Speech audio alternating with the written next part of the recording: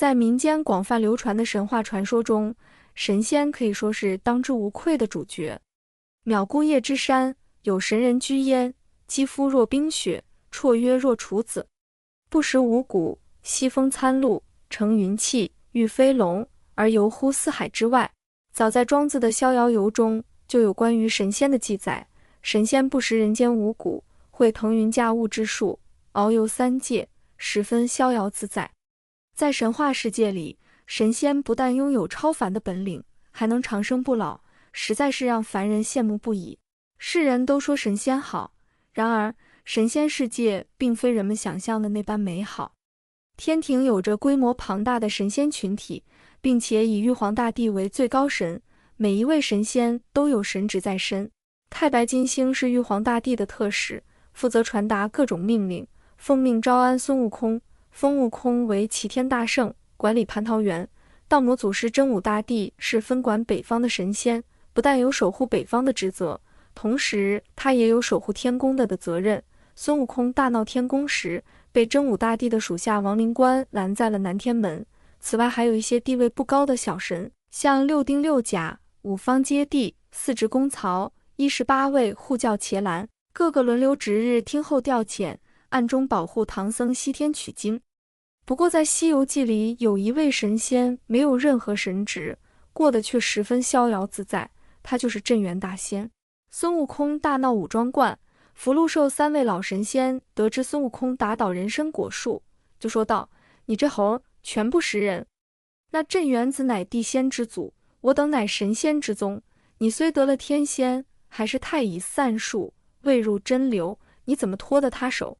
镇元子生于天地初开之时，三清四帝都是他的朋友，九曜星君是他的晚辈。三清即三清天尊，是元始天尊、灵宝天尊和太上老君的合称，也是道教神仙体系里的最高神。四帝在道教神话里为四御，即辅佐玉皇大帝的4位神仙，分别是中天紫微北极大帝、南极长生大帝、勾陈上宫天皇大帝和承天效法后土皇帝制。三清四帝都是镇元子的朋友，由此可见他在天庭的地位不低。同时镇元大仙的本领非凡，孙悟空怎么说也是面对10万天兵天将都不落下风的神仙，谁知遇到镇元大仙时，镇元子只是挥动一下衣袖，来了一招袖里乾坤，轻松打败了孙悟空。另外，镇元子还掌握着神仙长生的法宝人参果。人参果神树乃是混沌初分，鸿蒙始判，天地未开之际，产成这颗灵根，只有五庄观才有。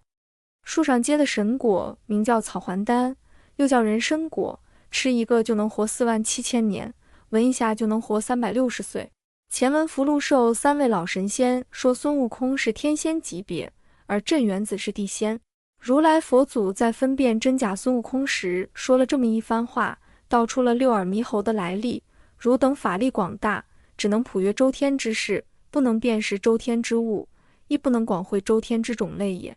接着又说，周天之内有5仙，乃天、地、神、人、鬼；有5虫，乃裸、临、毛、羽、鲲。由此可知，神话世界里的神仙分为了5等，即天仙、地仙、神仙、人仙、鬼仙。其中等级最高的是天仙，等级最低的是鬼仙。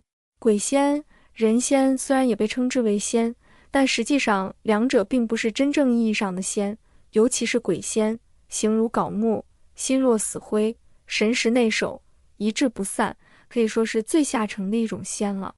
地仙可以说是介于天仙与人仙的分水岭了，既能长生不老，也没有神职在身，十分逍遥自在。孙悟空虽然是天仙，但也是末流之辈，而镇元子虽然为地仙，却是地仙之祖。按照镇元大仙的实力来说，他其实远超地仙之列，为何却没有进一步修成天仙呢？其实我们能从彭祖的话里找出答案。相传彭祖活了800岁，却不愿意成仙。他说了这么一段话：天上多尊官大神，新仙者未卑，所奉事者非一，但更劳苦，故不足意于登天，而指人间800余年也。在凡间是人人艳羡的活神仙，皇帝见了也会让自己感到受宠若惊。到了仙界，却成为大神手下的侍从，每天干着端茶送水的工作，简直比人间还苦。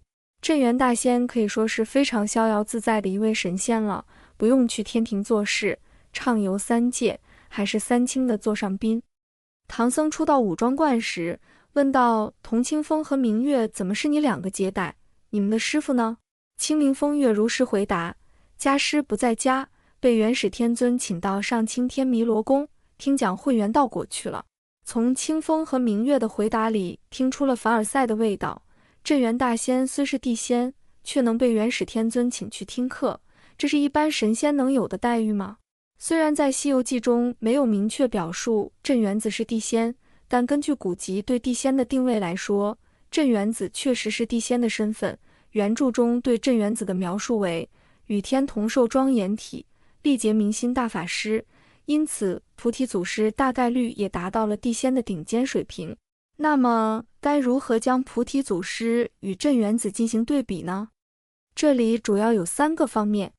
首先，两人的法术对比，在两人的修为都很难更进一步的时候，谁会的法术多，谁就有更大的优势。